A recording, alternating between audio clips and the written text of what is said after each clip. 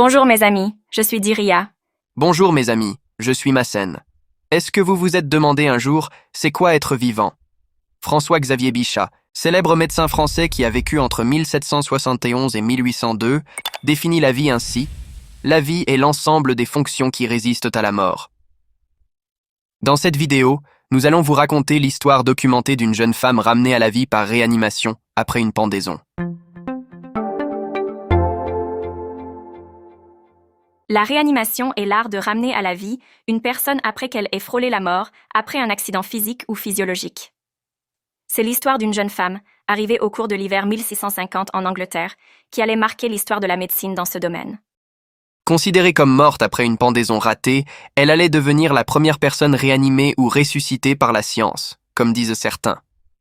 Cette histoire est tirée du livre de Stéphane Charpier, professeur en neurosciences à la Sorbonne Université. Le livre a pour titre « La science de la résurrection, ils ont repoussé les frontières de la mort ». Cette jeune femme, nommée Anne Green, était employée comme domestique dans la maison d'un notable de la campagne, aux environs d'Oxford. Elle était âgée d'environ 22 ans quand sa vie sans histoire prit un tournant terrible, dont l'issue heureuse va néanmoins la rendre célèbre. De taille moyenne et de corpulence assez forte, Anne possédait un charme suffisant pour susciter la concupiscence des gentilshommes locaux. Comme dans une tragédie grecque, sa relative beauté scella son destin. Son principal prétendant était le petit-fils même de son employeur. Abusée par les fausses promesses de mariage du jeune homme, uniquement désireux d'assouvir ses pulsions sexuelles, Anne tomba accidentellement enceinte. Quand le corps d'un bébé très prématuré et maladroitement caché dans l'office des domestiques fut découvert, Anne fut soupçonnée d'avoir avorté et avoir assassiné l'enfant même illégitime d'un aristocrate aggravait sa faute. Elle endura des interrogatoires brutaux et bâclés, menés par les juges de paix du comté, avant d'être traînée dans un froid glacial et sous une pluie battante à la terrible prison d'Oxford. Le tribunal la condamna hâtivement à la peine de mort par pendaison. Le samedi 14 décembre 1650 au petit matin, on la conduisit à la potence. Le psaume d'une prière religieuse s'éleva dans l'air frais quand la trappe s'ouvrit brutalement sous les pieds de la pauvre femme. Mais Anne ne mourut pas tout de suite. Tandis que son corps s'agitait frénétiquement dans le vide, des parents et amis tentèrent d'abréger ses souffrances en cognant sa poitrine pour interrompre la respiration et en se suspendant à ses jambes pour accroître la tension de strangulation. On tenta même de la tirer brutalement vers le bas pour lui rompre le cou. Le shérif adjoint d'Oxford, horrifié par la scène et craignant une rupture de la corde ou un arrachement de la tête, fit cesser cette aide à la mort et ordonna à la foule de se disperser. Il venait, sans le savoir, de créer les conditions de la future résurrection d'Anne Green. Après une demi-heure de souffrance abominable, Anne fut déclarée morte. Son corps fut déposé dans un misérable cercueil de bois, puis transporté dans la demeure privée d'un professeur d'anatomie pour une dissection à chaud. Une pratique aujourd'hui étrange, mais pas pour les médecins de l'époque. En fait, le milieu du XVIIe siècle connaissait des progrès fulgurants dans l'enseignement de la médecine en Europe, et la nouvelle génération de savants ne pouvait plus se contenter d'un examen répétitif et quasi religieux des traités poussiéreux du passé. Au contraire, ils désiraient se découvrir par leurs propres expériences l'anatomie et la physiologie humaine. L'université d'Oxford fut l'une des premières à encourager la réalisation par les étudiants de nécropsie et d'autopsie. Une autopsie est la dissection et l'examen d'un cadavre pour déterminer les causes de la mort ou pour la recherche scientifique. Une nécropsie, c'est une autopsie pratiquée sur un animal mort. Une loi autorisait ainsi les chaires d'anatomie à acquérir légalement les corps des suppliciés dans un rayon de 50 km autour de la ville. Voilà comment la dépouille d'Anne se retrouva chez le professeur William Petty, qui officiait en compagnie de son brillant disciple Thomas Willis. Le domestique qui transporta le corps chez le chirurgien, après avoir ouvert le cercueil en l'absence des médecins, il crut observer de légers mouvements de la poitrine associés à des râles caverneux. Pensant lui aussi bien faire, il décida de frapper brutalement le thorax et le ventre de la jeune femme pour mettre fin à ses souffrances. Alertés par le bruit autour, le professeur William Petty et son étudiant Thomas Willis se précipitèrent.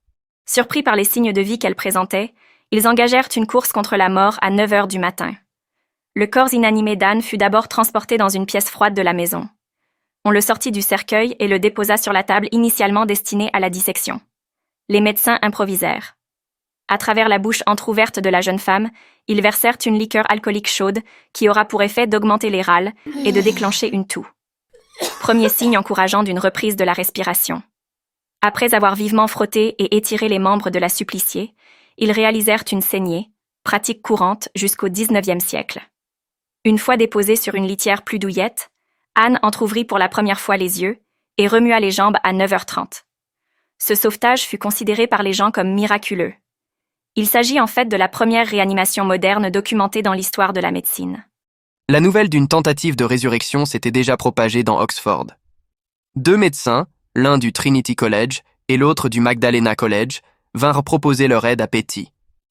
L'ensemble de ces apprentis réanimateurs, conscients du risque vital d'un refroidissement par cet hiver glacial, concentra d'abord ses efforts pour maintenir chez leur sujet une température physiologique normale. Ils entreprirent donc de réchauffer Anne, d'abord à l'aide d'un lavement de liquide chaud, puis en persuadant une autre jeune femme de se coucher nue contre elle. Le visage de la revenante devint très rouge et enflé. Il était midi. La rumeur d'une possible survie avait maintenant atteint les autorités judiciaires d'Oxford. Le shérif et les juges, mandatés par le gouverneur de la région, se rendirent sur les lieux du miracle. Voyant là l'action de la main de Dieu, ils décidèrent de coopérer avec la divine providence en accordant un sursis à la malheureuse, lui évitant pour l'instant la double honte et souffrance d'une seconde exécution. Anne passa la nuit, le dimanche 15 décembre, à 8h du matin, son état s'était nettement amélioré. Elle répondait enfin, bien que confusément, aux questions de Thomas Willis.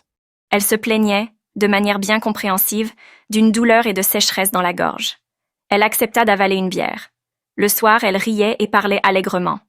Les jours suivants, elle resta alitée et fut quotidiennement examinée et soignée par les médecins, qui vérifiaient notamment la régularité de son pouls, une procédure d'évaluation clinique tout à fait originale pour l'époque.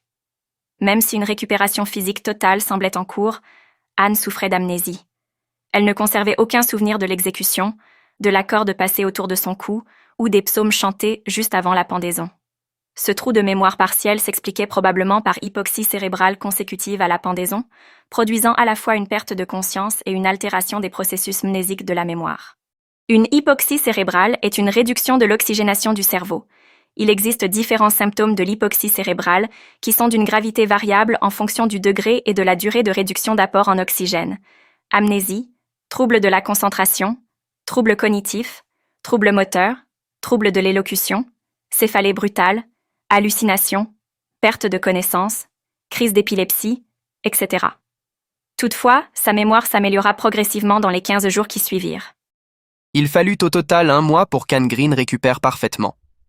En quittant la maison de Petty, elle emporta avec elle son cercueil, comme un trophée de sa miraculeuse guérison. Anne ne sera pas seulement réanimée et soignée par Willis et Petty, le professeur Stéphane Charpier utilise le terme « ressuscité », elle sera aussi soutenue financièrement par ses sauveurs et définitivement innocentée grâce à leur intervention. Ceux-ci reprirent l'enquête bâclée des médecins mandatés dans un premier temps par la justice et démontrèrent que l'enfant était en fait mort-né. Un étrange argument supplémentaire fut retenu pour la défense d'Anne Green. La mort brutale du lord qu'il employait, 3 jours après l'exécution. Ce décès inattendu fut considéré comme une sorte de châtiment divin envers l'un de ceux qui l'avaient accusé. Anne survécut plus de 15 ans à son exécution. Elle se maria et eut 3 enfants, tous de santé solide. Des poèmes furent écrits relatant sa résurrection, qui attestent l'émoi suscité chez ses contemporains par son aventure extraordinaire. Mais comment Anne a-t-elle pu être sauvée d'une mort certaine? C'est qu'elle avait été mal pendue, sans dislocation cervicale qui entraîne la mort en quelques minutes par rupture des artères cervicales principales et section de la partie haute de la moelle épinière. La corde fut incorrectement positionnée.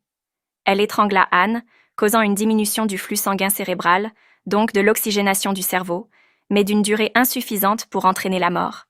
Sans l'intervention de ses sauveurs, elle aurait certainement été enterrée vivante. Merci d'avoir regardé cette passionnante histoire, et à bientôt dans une autre vidéo sur un autre thème scientifique.